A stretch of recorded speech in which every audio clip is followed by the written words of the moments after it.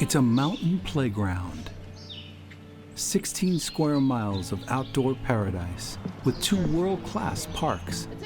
Cunningham Falls State Park, managed by the Department of Natural Resources, and Catoctin Mountain Park under the National Park Service.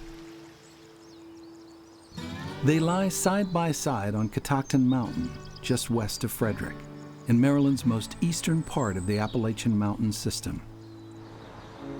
The parks feature 7 designated campgrounds, some with cabins, and miles of hiking trails, including the 26-mile-long Catoctin National Recreation Trail.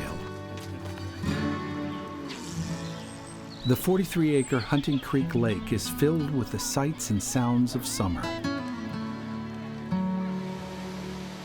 And at 78 feet, Cunningham Falls is the tallest cascading waterfall in Maryland. This amazing recreation area provides a tranquil getaway for over 500,000 visitors each year. But 200 years ago, it was a different world. Ruins scattered along the Charcoal Trail and in other areas of the parks tell a tale of fire and molten iron. A story of forging the Industrial Revolution.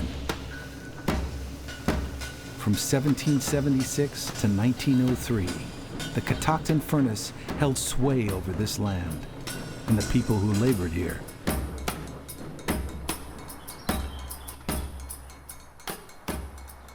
Certainly is an interesting place, isn't it?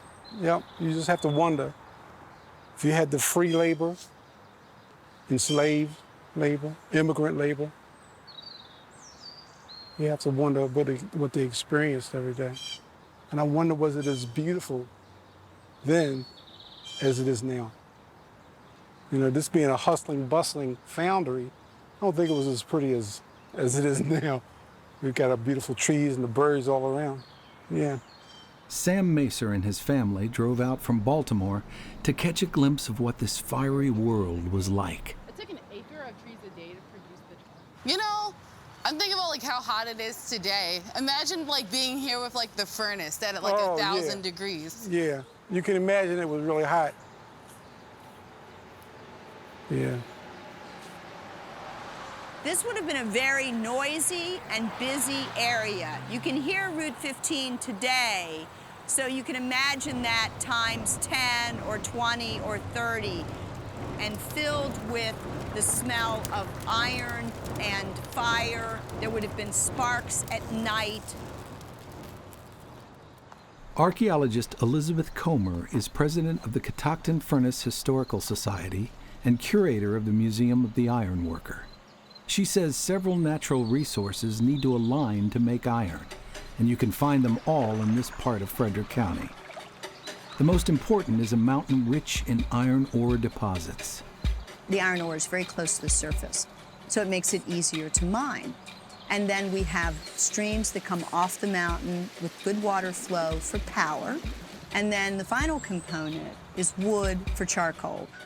From colliers who made charcoal in the mountain to the molders in the casting shed, turning raw iron ore into cast iron was dangerous work.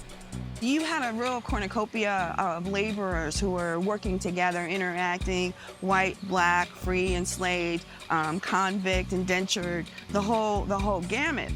Generally, there was a hierarchy where those that were enslaved, this is the enslaved Africans, would be at the very bottom of that. Michelle Wright is Associate Professor of History and Africana Studies at the Community College of Baltimore County and has studied the African-American slave experience at furnaces like Catoctin. But you would often have enslaved workers that had skills.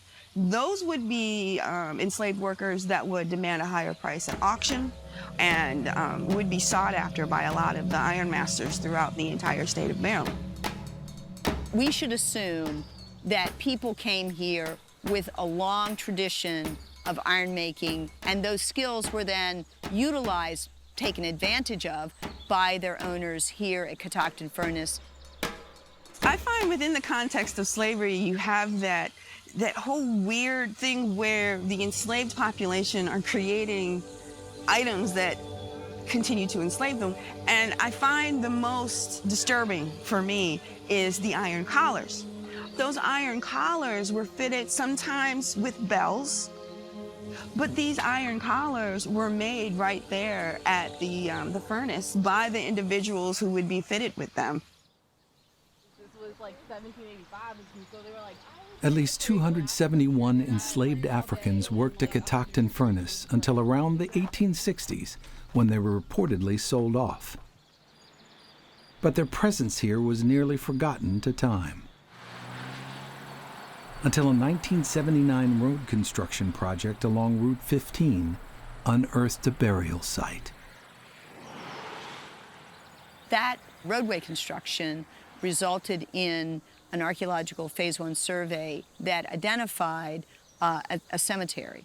And when the cemetery was excavated, that's when 35 graves were recovered, were found, and from those, the remains were recovered. The remains are housed at the Smithsonian Institute for further study. But now, over 40 years later, through the art and science of forensic facial reconstruction, 2 of the enslaved Africans recovered from the cemetery have been memorialized, with an unveiling of the work in Frederick, Maryland.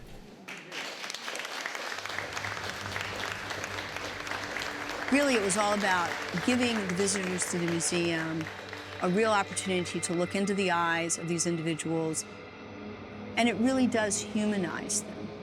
You can sort of understand a little bit more about their lives by looking at their faces. Sadly, it's impossible for most African Americans to trace their family roots beyond slavery. But they are linked by what Comer calls a collective kinship. We have developed a collective kinship, a collective heritage, so that people who come here can, even if they don't know that they're directly familiarly related to an enslaved or free worker who was here at Catoctin, they can know that collectively their heritage as enslaved African Americans built the industrial might of the United States. The hollowed ground where the African American slave cemetery sits is on private land. But a commemorative viewing platform at the end of the wooded gravel path gives visitors like Sam and his family a chance to reflect on the past. To walk the same roads that Harriet Tubman walked, and now to come here and walk the same area that these individuals walked, it's a good feeling. Yeah, it's a good, and we should remember them, we should remember them, yeah.